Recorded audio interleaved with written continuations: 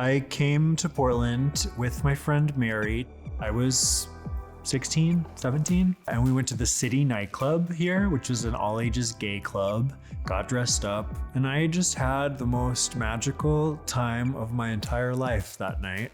I'd never been somewhere where I felt hot or accepted or like I was part of something somewhere that people wanted me to be part of. Even in the rave scene, that had always been about drugs. That had never been really about community. And when I had that experience in Portland, it felt like community. It felt like I had imagined arriving home would feel like.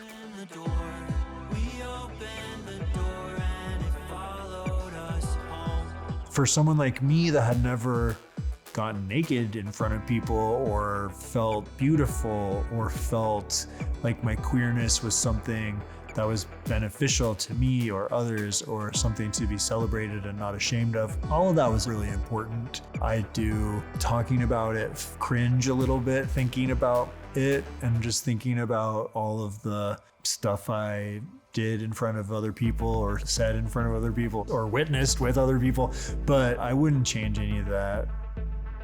So I think Portland has probably had the most impact. I came here with the idea that something was possible, and then the people that I met here made it possible.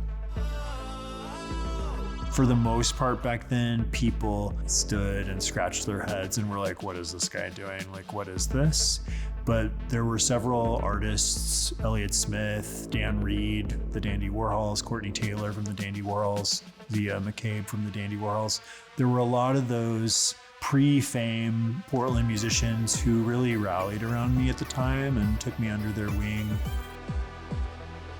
It was drugs and sex and rock and roll, and in the best way. It was not dark yet. It was light and fun and just felt awesome. Nobody was famous yet. There was no TV show that had ruined our town yet. It was all pure. A little song I wrote about doing it. The good old-fashioned way. The way your mom always taught you to do it. In the butt!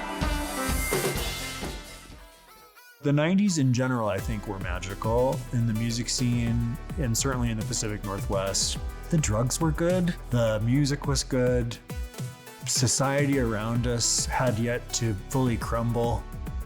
It felt very hopeful. I felt that everything was going to be okay, and for a minute it was.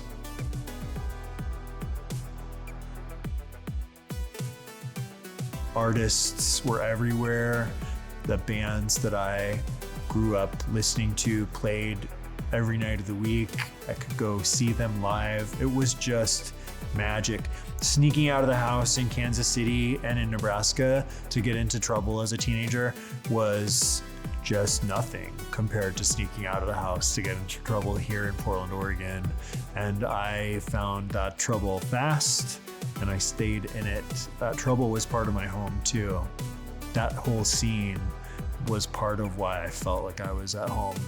That was the wildness. It was like the freedom and the free love and the free booze and free drugs, and all of it was the reset that I needed from all of the oppression that I had been carrying around. I needed somewhere to put it, and I put it everywhere.